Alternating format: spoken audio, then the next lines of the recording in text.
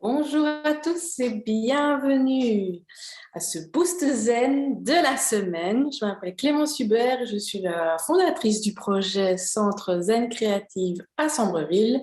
Si vous voulez plus d'informations sur le centre et de quoi il s'agit, des activités qui seront bientôt proposées, je vous invite à visiter le site web www.zencreative.art. Alors, aujourd'hui, deuxième séance de la série Initiation à la conscience de soi, on va se focaliser sur le corps. Et on va s'attarder davantage sur le corps en effectuant ce qu'on appelle un balayage corporel. Ne vous inquiétez pas, je vais tout vous expliquer. Alors tout d'abord, vu que c'est la deuxième séance, quelques petites astuces pour ancrer cette nouvelle habitude de méditer dans votre quotidien. Oui, il y a des choses qui facilitent et des choses qui ne facilitent pas les choses. Vu qu'on est parti sur une bonne lancée, nous allons voir 5 petites astuces. Donc, ce qui peut être intéressant, c'est de trouver sa motivation profonde à méditer chaque jour, et celle-ci peut évidemment évoluer avec le temps. Par exemple, on peut commencer à méditer en se disant, ben voilà, j'aimerais bien apprendre à apaiser mon esprit, mon mental, et peut-être que plus tard, ce sera, ben voilà, j'aimerais apprendre, je ne sais pas, à davantage maîtriser mes sensations corporelles, mes émotions. Donc, ces motivations sont comme des petits objectifs qu'on peut se fixer pour soi-même, qui nous permettent de nous raccrocher à ça quand la discipline commence à devenir difficile. Alors, malgré qu'on peut se fixer des petits objectifs, donc des motivations, il est important de rester zen, de rester détendu et de ne pas forcément non plus quand même vouloir absolument atteindre un but précis, réussir à méditer. C'est un peu paradoxal, mais c'est notre motivation qui nous amène à vouloir méditer, mais en même temps, si on s'accroche vraiment au résultat, c'est là en fait que ça va être contre-productif. Donc, il faut vraiment pouvoir avoir cette motivation intérieure, mais en restant flexible par rapport à notre expérience, par rapport à ce qu'on expérimente et par rapport à ce qu'on vit au travers de la pratique de la méditation. Alors ensuite, ben voilà, développer une conviction personnelle sur la raison pour laquelle l'effort en vaut la peine. C'est un peu ce que j'expliquais avec la motivation. Quand on est convaincu que ça nous apporte du bien, que ce soit au niveau mental, au niveau physique, au niveau des émotions, quand on a cette conviction personnelle qui vient souvent liée à une certaine pratique. Donc, quand on a cette conviction personnelle, ou alors en fonction des études scientifiques, on se rend compte que ça a été prouvé que vraiment la méditation peut apporter davantage de bien-être dans sa vie, eh bien, ces convictions vont nous aider à faire les efforts parce que nous pensons que ça en vaut la peine. Alors ensuite, c'est important de placer le curseur de notre volonté, on va dire, au bon endroit. Donc, se forcer de trop, être très dur avec soi-même, c'est contre-productif et en même temps, abandonner dès les petites premières difficultés, ben, on n'arrivera à rien non plus. Donc, c'est important de jouer avec cet équilibre, de pouvoir se pousser vers l'avant et en même temps, pas trop forcer et alors pouvoir parfois se relâcher un peu sans pour autant abandonner. Ça fait partie de l'expérience de la discipline de la méditation. Moi qui médite depuis des années, j'ai des périodes parfois où je ne médite plus. Et où je me dis, ah, je me souviens que, voilà, quand il y a le mois passé, quand je méditais régulièrement, ça m'a apporté ci, ça m'a apporté ça, je me sentais mieux. Et donc, bien souvent, naturellement, quand je vais me rappeler ces souvenirs, ces expériences, ces sensations que j'ai vécues au travers de mon expérience de méditation, et bien, naturellement, je vais me retrouver attirée de recommencer à nouveau. Donc, c'est pas pour autant qu'il faut se juger de dire bah, hier j'ai pas médité donc voilà j'arriverai à rien. Non, l'important c'est de se dire ok hier j'ai pas médité mais aujourd'hui j'ai médité et on se relance. Voilà, je pense que pour moi c'est l'attitude la plus bienveillante et en même temps la plus productive de comment aborder sa pratique de la méditation. Donc ne soyons pas trop durs avec nous-mêmes. Et finalement, eh bien, pratiquer, comme je disais, hein, c'est la seule façon de voir l'impact sur son mental, sur sa vie, sur son physique, sur ses émotions. Quand on a quelques expériences sur une pratique de méditation, on peut se raccrocher, comme je l'ai dit auparavant, à ce qu'on a vécu par le passé. Et donc, c'est la pratique qui nous permettra d'expérimenter, de voir un mieux-être et de continuer sur l'évolution de notre pratique de la méditation. Voilà, pour les quelques petites astuces. Maintenant, nous allons rentrer dans le vif du sujet sur l'importance du corps dans nos vies. Voilà, comme on voit, je vais revenir en arrière. Voilà, comme on voit ce jeune homme ici, le corps est ce qui nous permet vraiment de vivre, de bouger, d'être en action dans le monde, et donc notre corps est très important. On va faire la pratique du balayage corporel pour justement se reconnecter à la conscience de notre corps. On peut aussi l'appeler body scan en anglais, ça revient à la même chose. Donc, comme je le disais, notre corps est notre véhicule dans notre vie. Sans corps, eh bien, on ne serait pas là. Donc, prenons-en soin, c'est important. C'est comme quand on a, par exemple, une voiture et qu'on n'en prend pas soin, qu'on ne va jamais chez le garagiste, qu'on ne la nettoie jamais, qu'on conduit un peu n'importe comment, qu'on fait des accidents, eh bien, à un moment donné, la voiture, elle est cassée et on ne sait plus s'en servir. Et donc, le corps, c'est pareil. On en a besoin pour vivre, pour travailler, voilà, pour être dans le quotidien. Donc, prendre conscience également de son corps est essentiel pour rendre son mental calme. Alors, qu'est-ce que ça veut dire ça? Ça veut dire que le corps fait partie intégrante de notre expérience. Et donc, c'est difficile d'avoir un mental apaisé si notre corps, par exemple, est agité ou si notre corps a des douleurs qu'on ne reconnaît pas. Pour ceux voilà, qui croient à tout ça, moi, je pense vraiment que le corps, le mental et les émotions sont interreliés, notamment dans l'apparition des maladies. Et donc, prendre soin de son corps aide à un mieux-être mental, mais aussi émotionnel. Alors, le balayage corporel, qu'est-ce que c'est? En fait, c'est effectuer une cartographie, donc passer en revue les différentes parties du corps pour prendre conscience, ressentir comment nous sentons ces différentes parties du corps. Alors, voilà, comme toujours, soyons ouverts et curieux à toutes les sensations. Alors, parfois, c'est difficile. Moi, j'ai une expérience parfois difficile dans ces balayages corporels et dans ces consciences vraiment un peu plus affinées autour du corps, parce que j'ai vécu beaucoup de douleurs physiques depuis mon enfance liées à une maladie. Et donc, les sensations physiques douloureuses et inconfortables font vraiment parfois partie de mon quotidien de manière plus ou moins aiguë, plus ou moins intense. Et donc, se fixer un temps pour être avec son corps et ressentir ces zones du corps, certaines qui sont agréables, certaines qui sont désagréables, et parfois des douleurs et des inconforts, ce n'est pas facile. Et pourtant, pouvoir accepter et accueillir ces zones d'inconfort, dans mon expérience, crée un nouvel espace qui permet d'être présent à ces douleurs et finalement à s'y attacher un peu moins, à se détacher des histoires mentales qu'on peut créer au-dessus de la douleur et créer encore davantage de douleur de par nos pensées et nos émotions. Donc voilà, ça, je créerai des choses peut-être plus spécifiques par rapport au corps et aux douleurs corporelles parce que j'ai une expérience vraiment personnelle de nombreuses années autour du vécu du corps en douleur et en souffrance. Donc pour aujourd'hui, on va laisser ça là et nous allons passer à la pratique de la méditation. Voilà, donc je vais arrêter de blablater théoriquement et on va passer à la pratique parce que c'est ça le plus important finalement.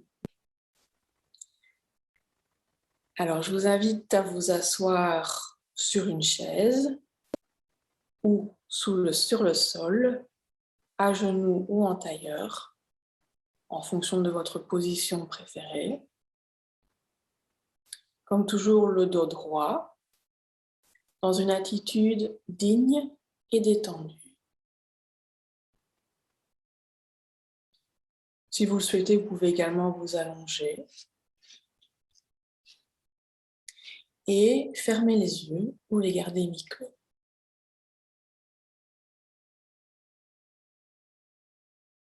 Lorsque vous êtes installé, prenez une profonde respiration par le nez et expirez doucement par la bouche 3 fois.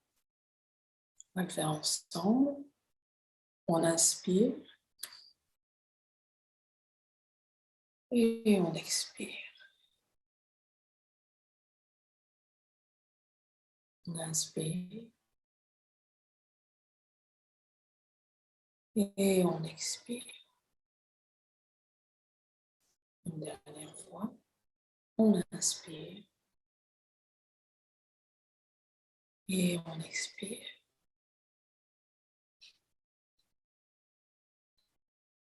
Continuez à respirer normalement. Et quand vous inspirez, portez votre attention sur votre abdomen qui se gonfle. Et quand vous expirez, remarquez comment votre corps, vos épaules, votre dos, votre front, vos mâchoires arrivent à se relâcher un peu plus à chaque expiration.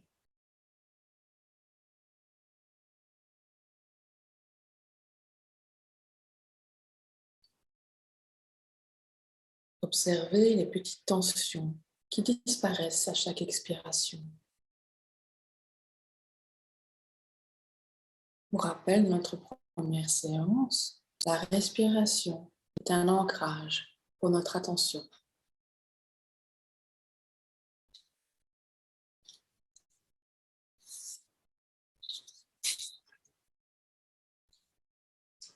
Respirez naturellement et notez juste l'endroit dans votre corps où vous ressentez un peu plus qu'ailleurs le va et le vient de la respiration. Ça peut être le ventre, le diaphragme, la poitrine, les narines.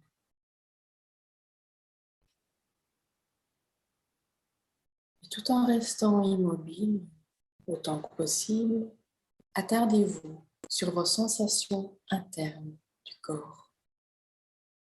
Et posez-vous la question, comment votre corps se sent-il vraiment en ce moment?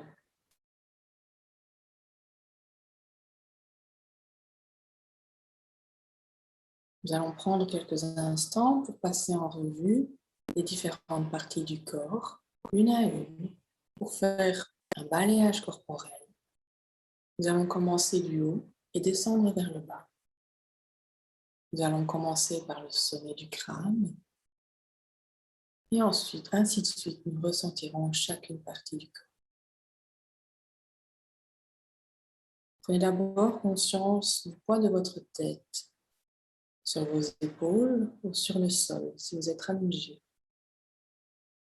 De la détente ou de la crispation de votre visage, des muscles du visage, vos paupières, vos lèvres. Constatez si votre mâchoire est tendue ou si elle se relâche à chaque respiration. Si vos dents se touchent, ou si votre langue se décolle du palais et va s'aplatir derrière vos dents du bas.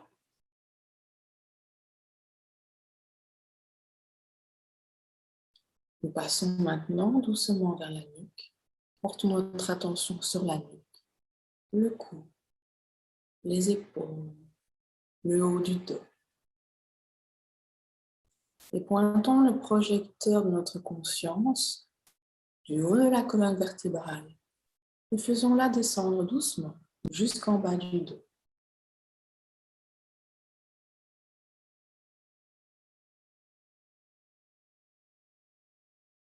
Passons maintenant à l'avant du corps, avec votre torse, le diaphragme, le ventre, les hanches. Contentez-vous simplement de ressentir où votre corps se sent détendu ou confortable, mais aussi où il se sent gêné et contracté. Il se peut que certaines parties du corps soient tout simplement neutres. Imaginez simplement votre attention comme une loupe qui explore et observe votre corps. Il n'y a rien qui est bon ou mauvais, c'est juste vos ressentis en ce moment. Portons l'attention sur l'abdomen, l'estomac les reins. Descendons jusqu'au bassin et tous ses organes. Explorons chaque sensation. Descendons jusqu'à la jambe gauche, les adducteurs, la cuisse, le genou, le mollet. Comment se sent votre cheville gauche?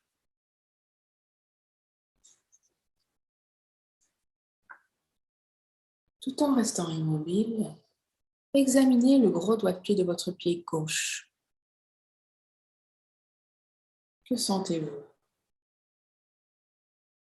Si vous ne sentez rien, prenez note avec détachement. Ce n'est pas grave. Sentez-vous votre chaussette ou bien l'air? Est-ce chaud, froid? Allez jusqu'aux autres doigts de pied. Se sentent-ils de la même manière?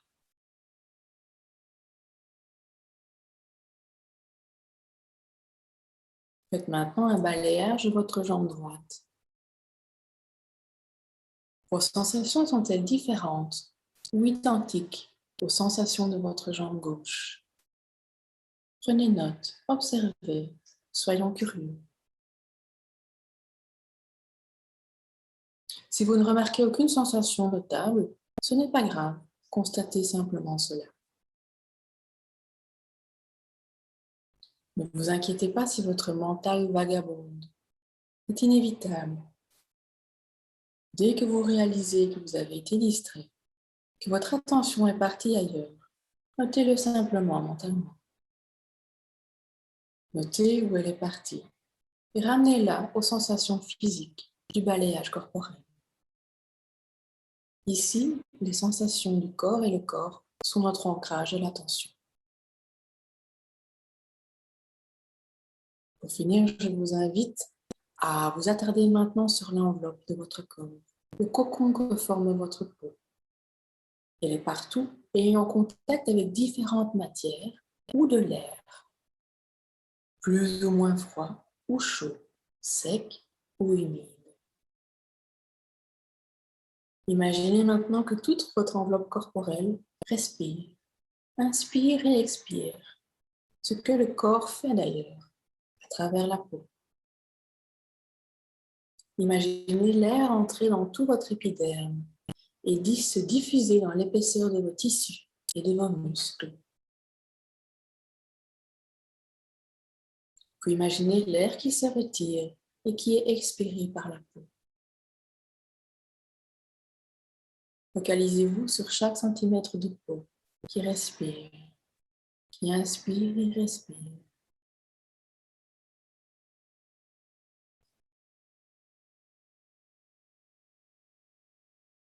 Nous arrivons à la fin de la séance. Un petit conseil. Laissez-vous quelques secondes avant de repartir à vos activités. Plutôt que de bondir comme un tigre qu'on libère ou de sauter sur votre smartphone, votre téléphone, essayez de faire une transition douce avec votre quotidien pour permettre à ce que cet état de présence consciente reste un peu plus longtemps avec vous. Quand vous êtes prêts, je vous invite doucement à rouvrir les yeux s'ils étaient fermés et à vous étirer si nécessaire.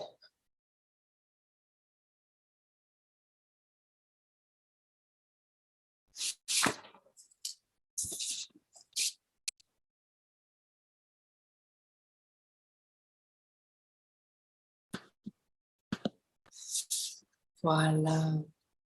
Donc, j'espère que vous avez apprécié cette séance et que vous avez vraiment pu plonger dans ce balayage corporel. Vous avez probablement remarqué certaines choses par rapport à votre corps. Vous pouvez éventuellement prendre un petit carnet et écrire vos sensations, écrire votre expérience du jour. C'est toujours intéressant comme ça de pouvoir en retourner en arrière, voir l'expérience, comment elle évolue, notre relation à notre corps. Et voir jusqu'où vous avez été dans ce scan corporel, voir si vous avez resté en surface, si vous avez été vraiment en profondeur dans certains dans certaines parties du corps. Ici, je vais quand même assez rapidement parce que voilà, pas que la vidéo dure trop longtemps, mais on peut vraiment faire cette pratique une fois qu'on a compris comment ça fonctionne, à notre propre rythme, au timing et au tempo que l'on souhaite. D'accord? Donc, on n'est pas obligé d'aller aussi vite que ce que j'ai fait aujourd'hui. C'est vraiment en fonction de ce qu'on a envie de ressentir, voilà, de notre sensibilité aussi du moment. Voilà, un grand merci pour votre participation aujourd'hui. Et le dernier petit conseil que je peux vous donner, c'est de temps en temps prendre 5, 10, 15, 20 secondes au milieu de la journée, s'arrêter et faire très vite un petit balayage corporel pour se dire, tiens, comment je ressens mon corps en ce moment? Sans pour autant aller très en détail, mais avoir vraiment cette vision globale de comment je suis avec mon corps en ce moment. Voilà. Eh bien, bonne séance quand vous la referez peut-être plus tard pour vous. Et n'hésitez pas, hein, comme toujours, à me poser les questions. Je suis disponible et on se retrouve la semaine prochaine pour le boost créatif et le boost zen.